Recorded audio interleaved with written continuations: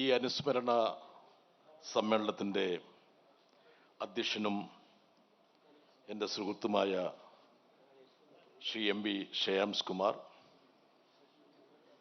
പ്രൗഢഗംഭീരമായ ഒരു പ്രസംഗം നടത്തുകയും എൻ്റെ ചുമലിൽ ചില കാര്യങ്ങൾ എടുത്തു വെക്കുകയും ചെയ്ത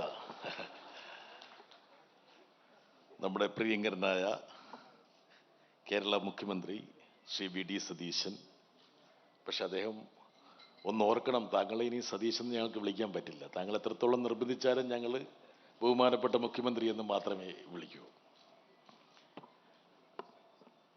എൻ്റെ സ്നേഹിതൻ ശ്രീ സത്യൻ അന്തിക്കാട്, ഇവിടെ സ്വാഗതം ആശംസിച്ച ഡോക്ടർ വർഗീസ് ജോർജ്, നന്ദി പറയുന്ന ശ്രീ V കുഞ്ഞാലി, PVC, വേദിയിലുള്ള വിശിഷ്ട വ്യക്തികളെ, സഹോദരി സഹോദരന്മാരെ, യഥാർത്ഥത്തിൽ ഞാൻ സംസാരിക്കാൻ വെച്ച എല്ലാ പോയിന്റുകളും ബഹുമാന്യനായ മുഖ്യമന്ത്രി പറഞ്ഞു. അദ്ദേഹം ഒളികണ്ണിട്ട് എൻ്റെ ഒരു കടലാസ് കഷത്തിലേക്ക് നോക്കിയോ എന്ന് പോലും ഒരു സംശയം എനിക്ക്. ഞാൻ ശ്രീ വീരേന്ദ്രകുമാറിനെ വിളക്കുമാടമെന്ന് വിശേഷിപ്പിക്കാനാണ് ആഗ്രഹിച്ചത്, പക്ഷെ പ്രകാശഗോപുരമെന്ന് അദ്ദേഹം വിശേഷിപ്പിച്ചു. അപ്പൊ പദാവലിയിൽ ചില മാറ്റങ്ങൾ അദ്ദേഹം വരുത്തിയിട്ടുണ്ട്. എനിക്ക് അദ്ദേഹവുമായി അടുത്ത ബന്ധമുണ്ടായിരുന്നു. ഞാൻ എപ്പോഴും ശ്രേയംസിനോട് പറഞ്ഞൊരു കാര്യമുണ്ട്, അച്ഛൻ കാണിച്ച ആ സൗമനസ്യം ഞാനോ ശ്രേയംസ് കുമാറോ പിന്നീട് വന്ന തലമുറയോട് കാണിച്ചിട്ടില്ലായിരുന്നു. അതായിരുന്നു യഥാർത്ഥത്തിൽ ശ്രീ വീരേന്ദ്രകുമാറിൻ്റെ ഏറ്റവും പ്രധാനപ്പെട്ട സവിശേഷത. തലമുറകളുടെ വ്യത്യാസമില്ലാതെ സംവദിക്കാൻ കഴിയുന്ന ഒരു മനസ്സ്. ഇപ്പം ശ്രേയംസിനും എനിക്കൊക്കെ ചെറിയ ചെറിയ മസിലുകളുണ്ട്, പക്ഷെ ശ്രീ വീരേന്ദ്രകുമാറിന് അങ്ങനെ ഒരു മസിലേ ഉണ്ടായിരുന്നു. എവിടെ പോയാലും എത്ര പ്രായക്കുറവുള്ള ആൾക്കാരുമായിട്ടും, ഒരുപക്ഷെ എനിക്ക് തോന്നുന്നു ശ്രേയംസ് കുമാറിൻ്റെ മക്കൾ ഇവിടെയുണ്ട്, അവർ ശ്രേയംസ് കുമാറിനോട് ആശയവിനിമയം നടത്തുന്നതിനേക്കാൾ കൂടുതൽ ആശയവിനിമയം നടത്തിയിട്ടുള്ളത് ശ്രീ വീരേന്ദ്രകുമാറിനോടായിരിക്കും. അല്ലേ? ശരിയല്ലേ? ആണോ അല്ലയോ? കണ്ടോ, ഇതൊരു നോ കോൺഫിഡൻസ് മോഷനായിട്ടാ ശ്രേയംസിന്റെ മോഡുലേഷൻ. എനിക്കിപ്പോഴും ഓർമ്മയുണ്ട്, ഞാൻ കോളേജിൽ പഠിക്കുന്ന സമയം എന്ന് പറയുമ്പോൾ ശ്രീ VD സതീശൻ കോളേജിൽ പഠിക്കുന്ന സമയമാണ്. ഞങ്ങൾ തമ്മിൽ എന്നെക്കാളും സുന്ദരനും സുമുഖനാണെങ്കിൽ പോലും പ്രായത്തിൻ്റെ കാര്യത്തിൽ ഞങ്ങൾ ഏറെക്കുറെ ഒരുപോലെയാണ്. അന്ന് ക്ലാസ് കട്ട് ചെയ്ത് ശ്രീ വീരേന്ദ്രകുമാറിൻ്റെ പ്രസംഗം കേൾക്കാൻ വേണ്ടി പോവുമായിരുന്നു. ക്ലാസ് കട്ട് ചെയ്ത് അത് 4-5 കിലോമീറ്ററുകളൊക്കെ നടന്നിട്ട്, അന്ന് വാഹനത്തിന് സൗകര്യമൊന്നുമില്ല. ഇപ്പോൾ കൃത്യമായിട്ട് ബഹുമാനപ്പെട്ട മുഖ്യമന്ത്രി പറഞ്ഞതുപോലെ എൻ്റെ ഒരു തലമുറയുടെ, ഞങ്ങളുടെ തലമുറയുടെ ലോകവീക്ഷണത്തെ കരുപ്പിടിപ്പിച്ച, രൂപപ്പെടുത്തിയ പ്രഭാഷണങ്ങളായിരുന്നു അദ്ദേഹത്തിൻ്റെത്. അദ്ദേഹം വളരെ കൃത്യമായി പറഞ്ഞു, തത്വജ്ഞാനിയായ പണ്ഡിതനായ ഒരു രാഷ്ട്രീയക്കാരൻ. പനമ്പള്ളിയുടെ കാര്യം പറഞ്ഞു, എനിക്ക് അറിയില്ലാത്തതുകൊണ്ട് എനിക്ക് പറയാൻ പറ്റില്ല. പക്ഷെ എൻ്റെ ഒരു 4 പതിറ്റാണ്ട് കാലത്തെ മാധ്യമ പൊതുജീവിതത്തിൽ പണ്ഡിതനായ ഒരു രാഷ്ട്രീയക്കാരൻ ആരാണെന്ന് ചോദിച്ചാൽ, അല്ലെങ്കിൽ രാഷ്ട്രീയക്കാരിലെ ഒരു പണ്ഡിതൻ ആരാണെന്ന് ചോദിച്ചാൽ, ലെവലേശം സങ്കോചമില്ലാതെ പറയാൻ കഴിയുന്ന ഒരു പേരാണ് ശ്രീ MP വീരേന്ദ്രകുമാർ. മുഖ്യമന്ത്രി അദ്ദേഹത്തിൻ്റെ പ്രവചന സ്വഭാവത്തെക്കുറിച്ച് പറഞ്ഞു. എനിക്കിപ്പോഴും ഓർമ്മയുള്ളത് അദ്ദേഹത്തിൻ്റെ ഒരു പുസ്തകമുണ്ട്, രാമൻ്റെ ദുഃഖം എന്ന് പറയുന്നത്. അതെനിക്ക് സവിശേഷമാകാൻ കാരണം 988 മുതൽ ഈ രാമൻ്റെ ദുഃഖത്തിൻ്റെ പ്രതലമായ അയോധ്യയിലേക്ക് പോയിക്കൊണ്ടിരുന്നൊരു മാധ്യമ പ്രവർത്തകനാണ് ഞാൻ. 992 ഡിസംബർ 6-ന് ബാബറി മസ്ജിദിൻ്റെ താഴികക്കുടങ്ങൾ ധൂളികളായി അന്തരീക്ഷത്തിൽ ലയിക്കുന്നത് നോക്കിക്കണ്ട ഒരു മാധ്യമ പ്രവർത്തകനാണ്. പക്ഷേ എത്രയോ മുമ്പ് തന്നെ രാമന്റെ ദുഃഖത്തെ, ഇതാണ് സംഭവിക്കാൻ പോകുന്നത്, ഈ രൂപത്തിലാണ് നമ്മുടെ സമൂഹം മുമ്പോട്ട് പോകുന്നതെങ്കിൽ എന്ന് കുറിച്ചൊരു വ്യക്തി യഥാർത്ഥത്തിൽ ശ്രീ വീരേന്ദ്രകുമാറാണ്. ഇപ്പം ശ്രീ VD സതീശൻ പറഞ്ഞതുപോലെ ഏത് മേഖലയെക്കുറിച്ചും അദ്ദേഹത്തിൻ്റെ പുസ്തകങ്ങൾ, എന്നെ ഏറ്റവും കൂടുതൽ ആകർഷിച്ചൊരു പുസ്തകം വിവേകാനന്ദ സ്വാമിയെക്കുറിച്ചുള്ള മനുഷ്യനും സന്യാസിയും മനുഷ്യനും. അത് ആ പുസ്തകത്തിന്റെ ഏറ്റവും വലിയ പ്രത്യേകത എന്ന് പറഞ്ഞാൽ, ഞാൻ മുഖ്യമന്ത്രിയോട് ചോദിച്ചുകൊണ്ട് പറയാം, ഈ ഒരു ചടങ്ങിൽ ഞാൻ മുഖ്യമന്ത്രിയോട് യോജിപ്പ് മാത്രമേ പ്രകടിപ്പിക്കുകയുള്ളൂ. ആരെങ്കിലും അങ്ങനെ ഒരു വിയോജിപ്പ് പ്രകടിപ്പിക്കുമെന്നുള്ള ആശയിൽ നിൽക്കേണ്ട കാര്യമില്ല.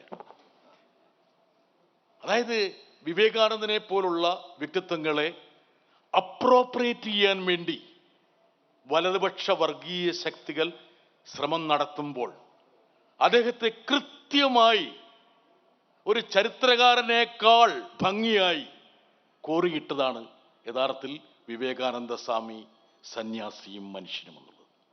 ഞാൻ കൽപ്പറ്റയിലെ ഒരു ചടങ്ങിൽ അച്ഛനെ ഇരുത്തിക്കൊണ്ട് ഞാൻ അതിൻ്റെ ചില ഭാഗങ്ങൾ പറഞ്ഞു.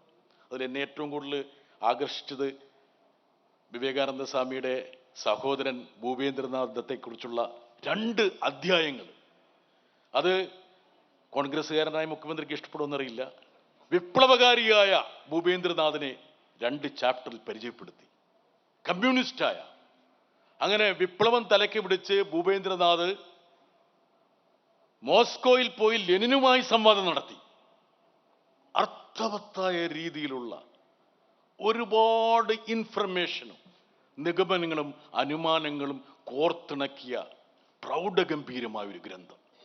എനിക്കത് ഇന്നും ഇതുപോലുള്ള ചരിത്ര പുരുഷന്മാരെ ഒരു പ്രത്യേക ചേരിയിലേക്ക് അല്ലെങ്കിൽ കള്ളിയിലേക്ക് വലിച്ചിടാൻ ശ്രമിക്കുമ്പോൾ ശ്രീ വീരേന്ദ്രകുമാറിനെ പോലുള്ള ആൾക്കാർ നൽകിയ സംഭാവനകൾ യഥാർത്ഥത്തിൽ അവിസ്മരണീയമായ ഒരു ശോഭയോടുകൂടി നമ്മുടെ മനസ്സിൽ പ്രകാശിക്കുകയാണ്. പിന്നെ ലോകത്ത് എന്താണ് നടക്കുന്നത് അറിയാൻ പറ്റില്ല. ഡൊണാൾഡ് ട്രംപ് അതെ ഇന്ന് പറയുന്നതല്ല നാളെ പറയുന്നത്. പക്ഷെ ലോകത്തിന്റെ സമ്പദ്ഘടനയിൽ ഈ പാശ്ചാത്യ ശക്തികൾ ചെലുത്തുന്ന സ്വാധീനത്തെക്കുറിച്ചും അത് എത്രത്തോളം ഈ മൂന്നാം ലോക രാഷ്ട്രങ്ങൾക്ക് ഗുണകരമല്ലാതെ പോകുന്നു എന്നതിനെക്കുറിച്ചും ഏറ്റവും സമ്പുഷ്ടമായൊരു പുസ്തകം ഗാട്ടും കാണാച്ചരടും. ആ പുസ്തകം ഇപ്പോഴും പ്രസക്തമാകുകയാണ്. നോക്കുക, ഓരോ അദ്ദേഹത്തിൻ്റെ കൃതികൾക്കും ഇന്നത്തെ വർത്തമാനകാല രാഷ്ട്രീയവുമായി വേണമെങ്കിൽ വളരെ ലളിതമായിട്ട് വേണമെങ്കിൽ ചേർത്ത് നിർത്താൻ കഴിയുന്ന ഓരോ രചനയാണ് അദ്ദേഹം നടത്തിയത്. എനിക്ക് തോന്നുന്നു ഇവരെല്ലാം കൂടി കുടുംബസമേതം PBCയും ഈ പറഞ്ഞ തീർത്ഥാടനത്തിന് പോകുമ്പോൾ പോലും അദ്ദേഹത്തിൻ്റെ ഓരോ തീർത്ഥാടനം കഴിഞ്ഞ് അദ്ദേഹം ഡൽഹി വരുമ്പോൾ മാതൃഭൂമി ഓഫീസിലേക്ക് എന്നെ വിളിക്കും. ആ തീർത്ഥാടനത്തിൻ്റെ ഒരു പുസ്തകം വായിക്കുന്നത് പോലെ ചെറിയ ചെറിയ ചെറിയ വിവരങ്ങൾ പോലും അദ്ദേഹം ഇങ്ങനെ പറഞ്ഞു തരും. എനിക്ക് തോന്നുന്നു ഒരു പുസ്തകത്തിൻ്റെ വായനയ്ക്കപ്പുറത്ത് ഒരു പക്ഷേ വളരെ ഡീറ്റെയിൽഡ് ആയിട്ട് അദ്ദേഹത്തിൻ്റെ പിന്നെ ഇത്രയും നർമ്മമുള്ള വേറെ ശ്രേംസ് നിങ്ങൾക്കൊന്നും അദ്ദേഹത്തിൻ്റെ 10 നർമ്മമില്ല. സീരിയസ് ആയിട്ട് ഞാൻ പറയാം, അല്ലേ ശ്രീ വി ഡി സതീശൻ? ശരിയല്ലേ ഞാൻ പറയണേ? എന്തൊരു നർമ്മമാണ്. അതായത് അദ്ദേഹത്തിൻ്റെ കൂടെ ഇരുന്ന് നമ്മൾ ചിരിച്ചു പോകും. ചെറിയ ചെറിയ നുറുങ്ങുകളിലൂടെ അദ്ദേഹം ആ സംഭാഷണത്തെ കോർത്തിണക്കിക്കൊണ്ട് നമ്മളെ വേറൊരു തലത്തിലേക്ക് അദ്ദേഹം ആനയിക്കും. ഞാൻ ഇപ്പോഴും ചിന്തിക്കുന്നൊരു കാര്യമുണ്ട്.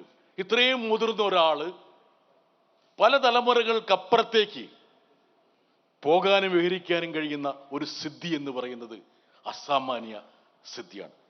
മാതൃഭൂമിയുടെ പത്രാധിപർ എന്നോട് യോജിക്കുന്നുണ്ടോ? ഉണ്ട്, യോജിക്കുന്നുണ്ട്. അതുകൊണ്ടാണ് എപ്പോഴും ശ്രീ വീരേന്ദ്രകുമാർ എന്ന് പറയുമ്പോൾ ഒരു സഹപ്രായക്കാരനെ പോലെയാണ് നമ്മളെല്ലാം അദ്ദേഹത്തിനെ കാണുന്നത്. എനിക്കിപ്പോഴും ഓർമ്മയുണ്ട്, സുകുമാർ അഴീക്കോടിനെ ഞാൻ അഭിമുഖം ചെയ്തു. സുകുമാർ അഴീക്കോട് അപ്പോൾ അതിനു മുമ്പ് സുകുമാർ അഴീക്കോടും ശ്രീ വീരേന്ദ്രകുമാറും തമ്മിൽ ചെറിയൊരു പിണക്കമുണ്ടായിരുന്നു. ഈ പിണക്കത്തിന് ശേഷമാണ് അദ്ദേഹത്തെ ഞാൻ ഇൻ്റർവ്യൂ ചെയ്തത്. അപ്പോൾ എന്നോട് ശ്രീ സുകുമാർ അഴീക്കോട് പറഞ്ഞൊരു കാര്യമുണ്ട്. എൻ്റെ ജീവിതത്തിൽ എനിക്ക് ഏറ്റവും മനപ്രയാസം തന്നത് ആ ഒരു പിണക്കമായിരുന്നു.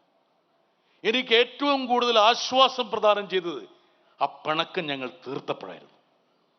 അപ്പോൾ ഒരുപക്ഷെ എൻ്റെ ചിന്താപഥങ്ങളെ ഏറ്റവും കൂടുതൽ സ്വാധീനിച്ചത് ശ്രീ വീരേന്ദ്രകുമാറുമായിട്ടുള്ള പിണക്കവും ഇണക്കവുമായിരുന്നു. അതിനുശേഷം അദ്ദേഹം പറഞ്ഞ വാക്കുകളുണ്ട്, ഇപ്പോഴും ആ അഭിമുഖത്തിൻ്റെ ഭാഗമായിട്ടുണ്ട്. വീരൻ നല്ലവനാണ്, നല്ല മനുഷ്യനാണ്, മരിച്ചാലും മരമായി വളരും. അതാണ് ശ്രീ വീരേന്ദ്രകുമാറിൻ്റെ ഏറ്റവും പ്രധാനപ്പെട്ട തലമെന്ന്. സ്വാഭാവികമാണ്, മനുഷ്യപക്ഷത്ത് നിൽക്കുമ്പോഴും മരത്തിൻ്റെ പക്ഷത്തും മണലിൻ്റെ പക്ഷത്തും നിന്ന ഒരു രാഷ്ട്രീയക്കാരനാണ്. ബഹുമാനപ്പെട്ട മുഖ്യമന്ത്രി പറഞ്ഞതുപോലെ ആക്ടിവിസ്റ്റുകളുടെ ഒരു പ്രാധാന്യം എത്രത്തോളം ഒരു സമൂഹത്തിനുണ്ട് എന്ന് നമ്മളെ ബോധ്യപ്പെടുത്തിയ ഒരു വ്യക്തി. അദ്ദേഹത്തിന് ഒരുപാട് പരിപാടികളുണ്ട്. ഞാൻ എൻ്റെ സംഭാഷണം ദീർഘിപ്പിക്കുന്നില്ല. 6ാമത്തെ അനുസ്മരണ സമ്മേളനം നടക്കുമ്പോൾ അദ്ദേഹം മുമ്പോട്ട് വെച്ച ദീപ്തമായ ചിന്തകൾ ഒരുപക്ഷെ ഇന്ന് കാർമ്മികാതമായ ഈ ദേശീയ രാഷ്ട്രീയത്തിൽ വളരെ പ്രസക്തി ഉള്ളതാണ്. സോഷ്യലിസ്റ്റുകളെക്കുറിച്ച് ഇന്ന് രാവിലെ എനിക്ക് തോന്നുന്നു ജയറാം രമേശൊക്കെ പറഞ്ഞു. സോഷ്യലിസ്റ്റുകൾ എത്രത്തോളം നമ്മളെ സ്വാധീനിച്ചു എന്നുള്ളത് ഒരുപക്ഷെ ഇന്ത്യയുടെ ചരിത്രം എഴുതുമ്പോൾ രേഖപ്പെടുത്തേണ്ട കാര്യമാണ്. JP-യിൽ നിന്ന് അംഗത്വം മേടിച്ച ആളാണ് എനിക്ക് തോന്നുന്നു ശ്രീ വീരേന്ദ്രകുമാർ. ലോഹിയെക്കുറിച്ച് ബഹുമാനപ്പെട്ട മുഖ്യമന്ത്രി പറഞ്ഞു. പക്ഷേ ആ സോഷ്യലിസ്റ്റുകളൊക്കെ ഇങ്ങനെ ഇടതുപക്ഷം പോലെ തന്നെ പ്രാന്തീകരിക്കപ്പെടുന്നുണ്ടോ എന്നുള്ള ഒരു സന്ദേഹങ്ങളുണ്ട്. ഇന്ത്യയെ വീണ്ടെടുക്കാൻ വേണ്ടി ശ്രീ വീരേന്ദ്രകുമാറിനെ പോലുള്ള ആൾക്കാർ മുമ്പോട്ട് വെച്ച വഴിത്താരയിലൂടെ പോകുന്നതിനെക്കുറിച്ചും പോകേണ്ടതിൻ്റെ ആവശ്യകതയെക്കുറിച്ചും നമ്മളെ ബോധ്യപ്പെടുത്തുന്ന ഒരു അനുസ്മരണ സമ്മേളനമായി ഇത് മാറട്ടെ എന്ന് മാത്രം ആശംസിച്ചുകൊണ്ട് അദ്ദേഹത്തിൻ്റെ ഓർമ്മകൾക്ക് മുമ്പിൽ എൻ്റെ പ്രണാമം അർപ്പിക്കുന്നു. നന്ദി, നമസ്കാരം.